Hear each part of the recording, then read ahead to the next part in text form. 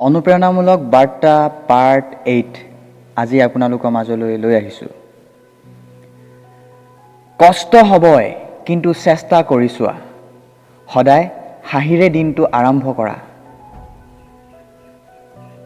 কিবা এটা নতুন পাবলৈ এইটো নকৰিবা, যিটো নেকি আপোনাৰ আগৰ পৰাই আছে সেইটো হেৰুৱাবলৈ বাধ্য হোৱা।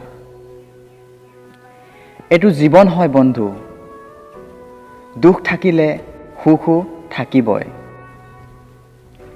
যি ব্যক্তিয়ে নিজৰ অভ্যাস সলনি কৰিব পাৰে, তেওঁ সকলো সলনি কৰিব পাৰে। যি আপোনাক এৰি গৈছে তাক ঘূৰি নাচাবা, নহ'লে যাক পাবলগীয়া আছে তাকো হেৰুৱাবা।